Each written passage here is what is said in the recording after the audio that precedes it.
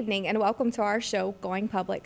I'm Renee Fossica and joining us tonight are Jennifer Blanchard, Tori Carter, and Marilyn Schwartz, the 2023 Terrebonne Parish School District Elementary, Middle, and High School Teachers of the Year. I want to first off congratulate all of you for this honor. It is a pleasure having you on the show. Ms. Blanchard, you are a principal at Berg Elementary, and you are our Elementary Teacher of the Year. So I have a few questions for you. What do you think the main goal of a principal should be? My main goal as the elementary school principal is to ensure the safety and well-being of all of my students. It sounds so easy, but entails so much. First and foremost, I have to choose a faculty that is strong and effective. They're able to meet the needs of my students. They have an understanding of our community and a deep understanding of the curriculum, and they're able to meet the needs of my students, both academic and social needs. I have to be in all areas of my school, not only in the classrooms to see what the students are doing, but in all areas of our campus in case there may be maintenance or building needs that I should address. I'm also responsible for professional development of my faculty and staff. I need to allow them to grow in their capacity of teachers as well. I strive to be available and accessible to all of our stakeholders, our teachers, our students, members of the community, in case they have something that they need to have addressed with our students. They're definitely the backbone of our school. And of course, every principal needs to be a leader that others want to follow. And how do you know if your school is and will be a place where children can thrive? I have a vision for my school. I know where my school is and where I want them to be. The elementary school is such a unique place. All of our students are very young and we're entrusted with those young students. In our role as educators of the elementary students, we act in many different capacities. We're moms, dads, grandparents, nurses, mentors, friends, any role that a student may need at that particular time. We need to build a positive culture and climate so that those students and their teachers are able to grow and want to learn daily. I'm responsible for their education in the elementary setting, but it affects their growing and their education throughout their school career. Ultimately, we need to make them strong, independent, and confident learners so that they can be lifelong learners. And can you describe your idea of an effective elementary school? An effective elementary school uses data to address all of the needs of the students. We need to be able to meet them where they are and have them continue to grow. All of our students are at different levels and at different capacities throughout the school years, and especially with all of the challenges that we've faced. But we need to use the data that we have from our classrooms, from our teachers, from testing, from their parents, to help us to ensure that we are allowing them all to grow. And I know recently we have been faced with a nationwide pandemic. However, Berg was still able to maintain that A school status for 2020-21. How did you lead your staff to ensure that students' learning was the priority? We never lowered our expectations. It was a tough year that brought many, many challenges, but we continue to have those high expectations for teaching and for learning. Our teachers rose to that challenge by becoming very fluent with technology. They learned platforms such as Google Classroom, Google Meet, Nearpod to be able to address the students' needs, whether they were on campus, virtual, or even a mixture of both. Perhaps students were ill. Our kids are very fluent with technology and are able to use those platforms easily. Our teachers filmed lessons and posted those in Google Classrooms. Some teachers even filmed lessons that were aired on HTV so that students across the district were able to use those, and others were in their Google Classrooms for the kids to be able to access. But through it all, the teachers did what they do best. They taught. And then this year, and last year, we've been through the pandemic. This year was the hurricane. What are some of the challenges your school faces on a daily basis? Right now, our campus is a little different. We're a little crowded. We did lose a main building which housed 7 classes as well as 2 portable classrooms which housed 2 of our second grade classes. But our faculty and staff pulled together and we were able to combine a couple of classes in a few places. We made do with some other areas that weren't being used daily. Teachers changed their schedules to share a space, and so we're able to pull together and support one another. Teachers have shared resources as well as the spaces to ensure that all of our students are able to continue to grow. And if you don't mind sharing with our audience, how long have you been in education, and did you always want to be an educator? I have been in education for 26 years. always wanted to be a teacher. My mom tells the story often of me as a 2-year-old, 3-year-old. She bought me a chalkboard for Christmas because I was being a teacher from that young age. Yes, I always wanted to be a teacher. Becoming a principal was a new ambition, a new goal. I had many strong leaders as principals, and I wanted to emulate what they provided for me. And what would you believe is a strong or a skill set that other upcoming administrators may need? Being able to listen. It is very important to be in all areas of the school and be able to listen to all of the stakeholders. The students' voices are very important. They have a strong voice. Of course, our faculty and staff know what's best for their students. Listening to them and being able to work with them is also very, very important. Our parents are the first educators. They have a voice. And our community also is very supportive. We need them as well. Very good. Thank you for sharing your answers with us today, and congratulations once again. Thank you. Also joining us tonight is Mr. Torrey Carter. Congratulations, Mr. Carter. Thank you. You are the Middle School Principal of the Year from Oak Lawn Middle School. Yes. Can you tell us a little bit about yourself? How long have you been in education? Did you always want to become an educational leader? Yes, I've been in education for 29 years.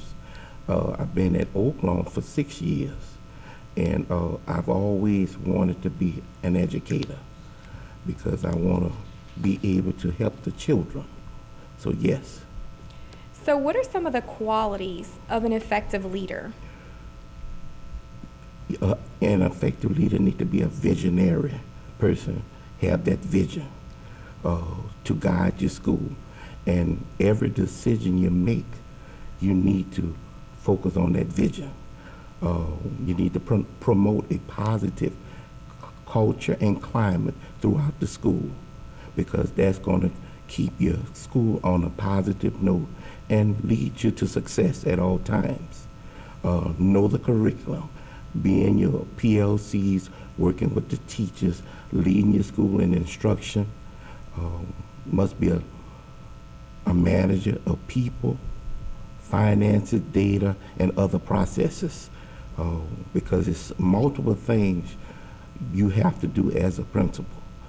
You need to be fair and consistent, build positive relationships among your faculty, your staff, your students, the families, the community.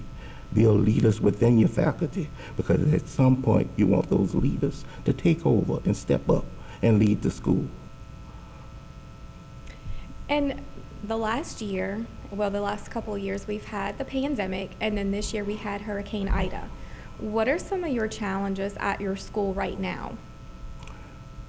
One of the things we looked at coming back from COVID and the pandemic and the Hurricane Ida, just furnishing the basic needs of the students. When I say basic needs, making sure we have the school supplies needed, the clothing. Then we have a food supply program that we put into place, because I feel that at the school we're a safe haven, and we need to provide that environment that is conducive to learning. Then we have, with both issues, with the pandemic and Hurricane Ida, we had the high absenteeism. Coming back from in August, the numbers was about 634. After we came back from Hurricane Ida in October, the numbers dropped to about 529. Then in February right now, we're starting to see the students gradually coming back. And that's a good thing. But then with that, you have children coming back. They have lost learning. So you're dealing with a bunch of issues with the loss of learning. So you have to fill in the gaps. Teacher shortage. You have your teachers that we're requiring those subs to assist in the classroom, and then you're having shortages with the substitutes. So there are many issues that we're faced with the Hurricane Ida and COVID. And how many of your students would you say were affected by Hurricane Ida with housing? Did a lot of your students lose their homes, and do you think they're going to come back into your community? Yes, I would say roughly about 150 students roughly lost their homes. Now, we had about maybe 50 or more that came back. But a lot of the students, you know, with the issue with the housing, you had to go out of town, Lafayette, New Iberia, and different places like that. And we starting to see weekly, you might have 5 or 6 come back. So they're gradually coming back, but they're coming back with those, you know, loss of learning, and we got to start them where they're at and try to catch them up. Well, and it sounds like you guys are addressing those needs. Yes, we are. Mr. Carter, what are you most proud of about your school? Well, last year, it was such a challenging year dealing with the pandemic. When the test scores came in, we realized that our SPS grew by 4.5 points. And then when we look at progress index, we grew by 9.7 points. So that by itself was a proud moment for the whole school. So that was a time for me to reflect and look back at how hard the children are working to achieve success, and then the teachers and the faculty, everybody took a part in that success. So I'm proud of them, and I want to thank them for just putting in that hard work over the time when it was a challenging time. You know, just a time with quarantining and different things like that. And then when we look at, we have a school-wide intervention. You drop everything and you do MTM. That's our moving to mastery. And we focusing on intervention, preparing them for the upcoming leap. So we reset that program so that we could just focus on leap and just getting them ready for leap. And that's been going great. And once again, like I said, the faculty is such a dedicated faculty. The families are working with us so that we can make a difference with the students. And when we keep a focus on that by itself, that's a proud moment to see that so many people are working together for one common goal, for the students' success, because that's why we are there. And then having a leadership team with different strengths that helps with that goal. And what motivates you to return to Oaklawn each year? I have a passion for educating students. So having that passion and just having that desire to make a difference with the students' lives, because we want our students to be productive citizens of society one day. At the middle school level, we're getting those students ready for high school. So that's part of that process. We want all students to be successful. So that's what's inspired me to continue. And what made you decide to become an administrator? I was working at Village School Elementary some years ago, and just looking at all the needs of the students and just want to make a difference and want them to value education and know that, you know, your education is the vehicle out of your situation. And that, you know, success is for you as well. And just knowing that I want to be part of that process for them to be successful. And that's why I keep going back, and that's what has inspired me today. And you are truly making a difference, Mr. Carter. Thank you. Thank you. Also joining us tonight is Miss Marilyn Schwartz, the Terrebonne Parish High School Principal of the Year from Bayou Cane Adult Education Center. Thank you for joining us tonight, and congratulations to you, Ms. Schwartz. Thank you. What are some of the leadership roles that you have held in the past in Terrebonne Parish? Okay, this is year 44 in Ooh. Terrebonne Parish, which is a lot longer than most people spend with this. But I've always had rewarding situations, and so I've just kind of cycled in from one year into the next. I've been in administration for 33 years. I was in a classroom doing a variety of things for the first 11 years, but it's been a long time even since I was appointed to some administrative roles. Started out as a middle school administrator at Grand Caillou Middle, and then for a while I ran the Genesis Alternative Program, which is doesn't exist anymore, but it was a very interesting school that served a lot of people who really needed that service. In 1992, I was offered the job to be an assistant principal at Ellender.